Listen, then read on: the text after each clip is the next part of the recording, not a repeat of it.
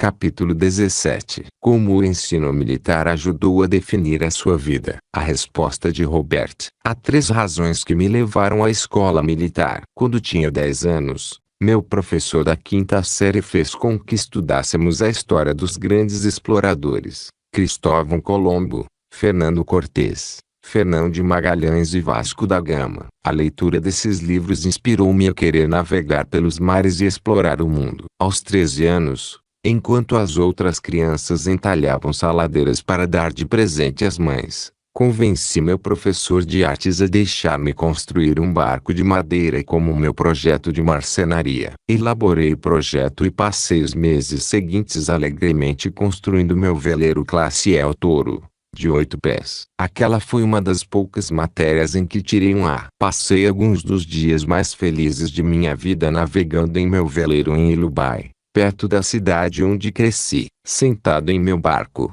minha mente viajava enquanto eu sonhava com portos distantes e mulheres exóticas. Minha orientadora vocacional perguntou-me: "O que você quer ser quando crescer?"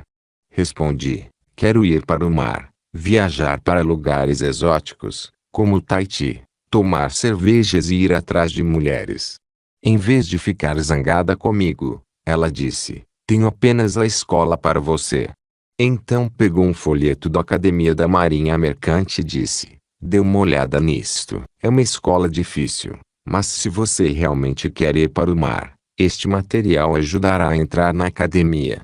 Depois de conseguir a indicação de um congressista, o senador americano Daniel Kainouye, em 1965, saí da pacata cidade de Lu e viajei para Nova York para começar os estudos e tornar-me oficial da Marinha Mercante. Em 1968, como parte de meu aprendizado no mar, naveguei por Papeete, no Tahiti, bebi cerveja e saí com uma das mulheres mais lindas que jamais conheci. Ela era a garota do tempo da televisão e candidata a Miss Tahiti. Meus sonhos se tornaram realidade. Descobri que o combate era o teste definitivo de vontade e treinamento. Não havia segundo lugar e o vencedor seria o que estivesse mais bem preparado. Mudei minha mentalidade para: o combate não é arriscado. Estar despreparado é que é perigoso. Percebi que o empreendedorismo não é arriscado. Estar despreparado é que é perigoso. Robert T. Kiyosaki. A outra razão foi meu pai não ter condições financeiras para mandar-me à faculdade. Ele me disse: "Quando terminar o ensino médio, você estará por conta própria." E assim aconteceu. Ir para a academia significava ter uma bolsa de estudos integral, acomodações, roupas e reembolso de despesas de viagem. Além de tudo, ganhávamos um pequeno, irrisório mesmo, salário mensal. O terceiro motivo, e provavelmente o mais importante, foi a disciplina. Quando garoto, eu surfava mais do que assistia às aulas. Mesmo depois que meu pai, inspetor de ensino, pegou-me gazeteando, não resisti a deixar as aulas de lado quando as ondas estavam grandes. Sabia que precisava de disciplina. Se tivesse ido para a Universidade do Havaí, nunca teria terminado o curso superior. Na academia, aprendi disciplina. Do jeito mais difícil, era punido com frequência e severidade. Os oficiais eram mais duros do que eu imaginava. Sem um sistema militar rígido, nunca teria me formado. Também aprendi a obedecer e dar ordens. Em resumo, aprendi o que é liderança. Quando você olha para o quadrante do fluxo de caixa, pode ver que a liderança é essencial para o sucesso no quadrante B. Depois de 3 anos de disciplina dura e treinamento sobre liderança, no último ano, fui promovido a comandante de batalhão. Meu trabalho era ensinar liderança aos calouros parecidos comigo quando entrei na academia. Pequenos espertalhões que pensavam que poderiam vencer o sistema. A maior lição de todas. Depois de 4 anos de academia, juntei-me aos fuzileiros navais como voluntário, porque a guerra do Vietnã continuava. Foi na escola de voo da Marinha que tive 2 lições definitivas e muito úteis na vida. Uma das partes mais emocionantes do treinamento de voo foi aprender a combater avião contra avião, o que se costuma chamar de dogfight, combate aéreo de curta distância. Na época, voávamos em um T-28 Trojan, um monomotor fabricado na Segunda Guerra. Ele era grande, rápido e implacável. Muitos alunos morreram, pois o avião foi projetado para ser ágil e manobrável. Se você não fosse um bom piloto, a aeronave o mataria. Certo dia, voava sozinho, sob a supervisão de meu instrutor, e faríamos uma simulação. De repente, ouvi um grito pelo fone de ouvido dentro do capacete. Bang, bang, bang, bang. Era o instrutor me avisando que o combate havia começado. Imediatamente, coloquei em prática o que aprendi, jogando a mistura de combustível para proteger o motor e puxando o avião para cima e para a direita, rodopiando-o e tentando abalar o atacante. Em vez de derrubá-lo, ouvi apenas o bang, bang, bang. Peguei você, seu trouxa. Não consegui abalar meu instrutor. Aumentei a altitude, girei, mergulhei, tentei reduzir a velocidade, mas nada o abalava. Mal conseguia enxergar, porque a proteção de meu rosto estava coberta de suor. Por uns bons 10 minutos, meu instrutor ficou grudado na cauda de minha aeronave, sem se abalar com nenhuma de minhas manobras evasivas. De volta ao solo, começou a avaliação da missão. Conforme meu instrutor usava as mãos para descrever meu voo, comecei a passar mal do estômago. O mal-estar não foi por causa das manobras violentas que acabara de fazer. Foi por descobrir o péssimo piloto que eu era e quanto ainda tinha a aprender. Naquele momento,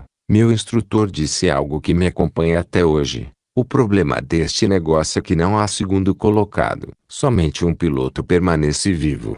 Aquele foi um momento decisivo em minha vida. Depois daquele dia, pratiquei e pratiquei. Mais tarde, no Vietnã, ouviria essas mesmas palavras inúmeras vezes. Só que dessa vez era para valer. Eram balas de verdade e não meu instrutor gritando bang, bang, bang pelo rádio. Venci nos negócios hoje não porque sou inteligente ou porque nunca fracassei. Venci porque, no meu mundo, não existe segundo lugar. Suspeito que Donald siga a mesma regra pessoal. 2. O outro momento decisivo tem a ver com riscos. Sempre que ouço alguém dizer investir arriscado, sei que, na verdade, a pessoa não está pronta nem é apta para a tarefa. Depois daquele dia no ar com meu instrutor de voo, descobri que o combate era o teste definitivo de vontade e treinamento. Não havia segundo lugar e o vencedor seria o que estivesse mais bem preparado. Mudei minha mentalidade para: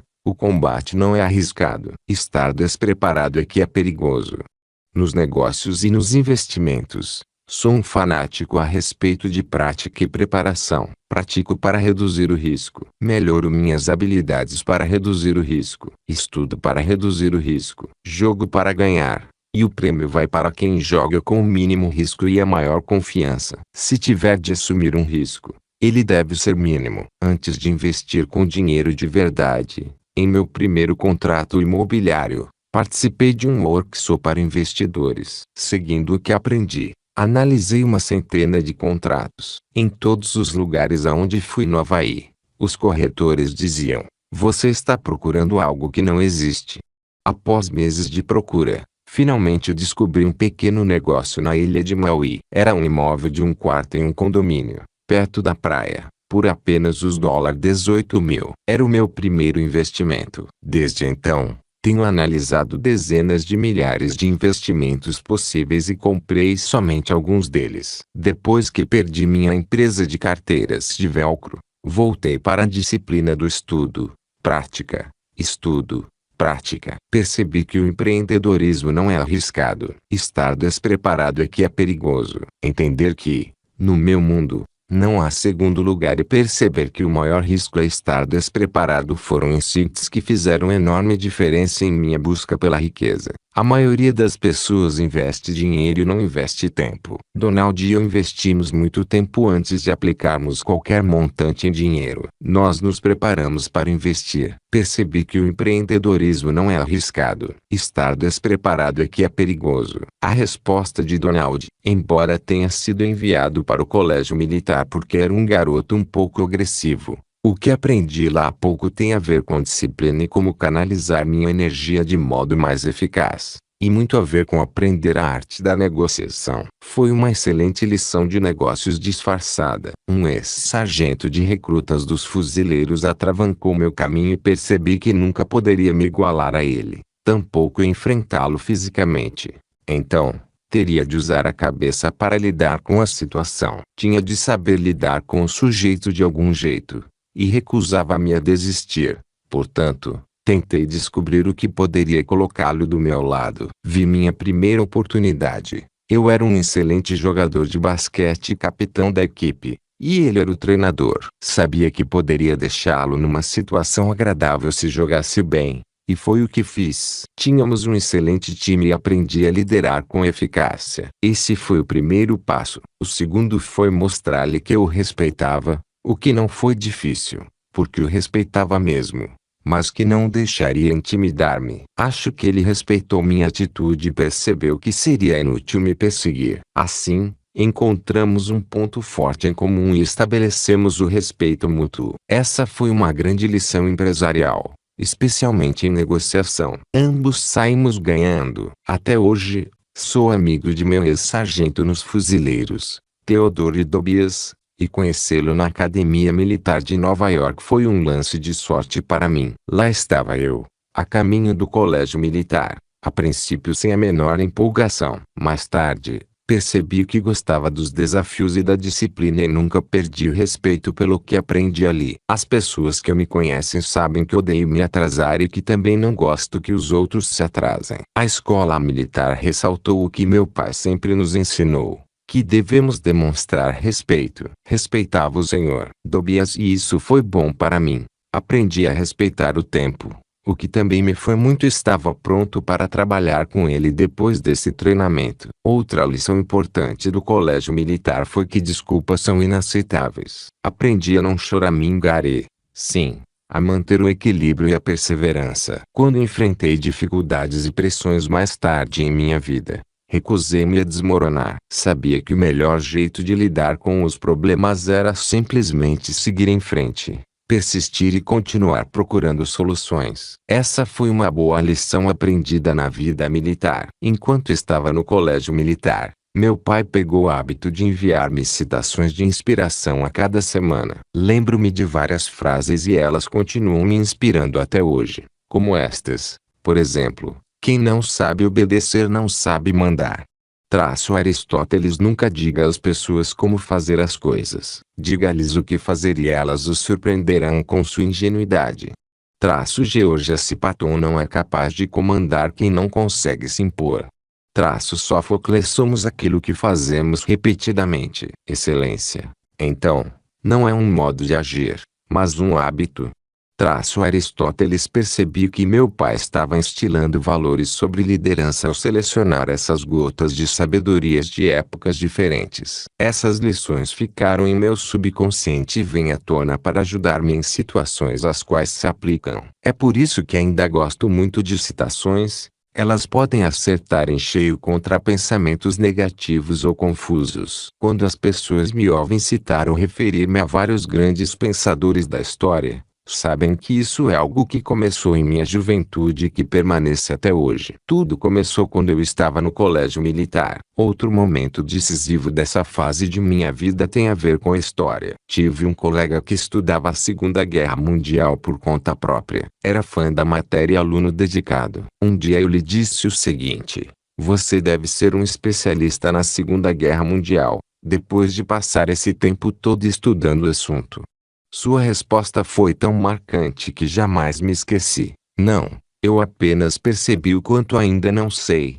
Então, ele me explicou que, para entender a Segunda Guerra, tinha de voltar e estudar a Primeira Guerra Mundial. Depois era preciso estudar a situação mundial antes da Primeira Guerra Mundial e ele começava a ver que o processo seria muito longo. Então completou: estudar história tornou-me muito humilde, porque sei que nunca saberei tudo.